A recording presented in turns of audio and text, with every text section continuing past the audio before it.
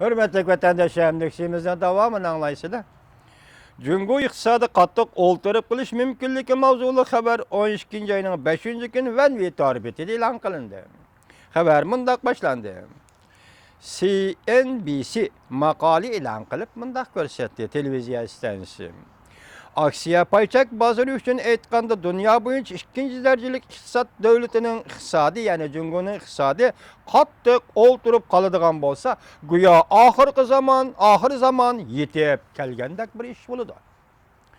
Jungo iqtisodining taraqqiyoti 2010-yildan boshlab tuvallashga boshladi.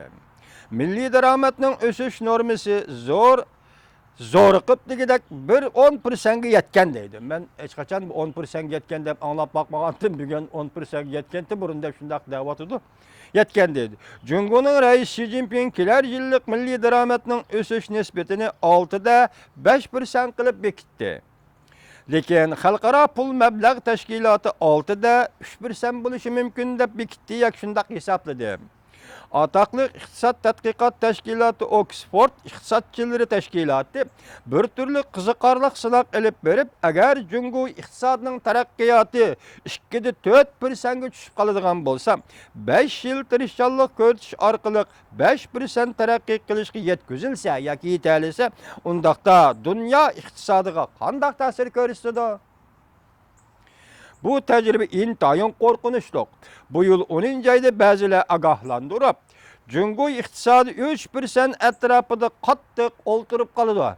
Yakelik 7%, 10% degenler tügep, Jungo iqtisadi növbeti 3% etrafında qattiq oltırıp kalıdı. Şu boyunca Fransiya Bankasının mölçeriçe, Jungo'nun iqtisadi 2016 yılı 3% üsüş bilen terakki kılışı mümkün. Şu boyunca şu mölçerçe Fransiya Bankasının mölçeriçe Jungo'nun iqtisadi 2016 yılı 3% üsüş bilen terakki kılışı mümkün. Oxford İqtisadshunoslar Tashkiloti mundaq ko'rsatdi. Jungo iqtisodida masala ko'rilgan aman dunyo iqtisodiga chunqur ta'sir ko'rsatdi.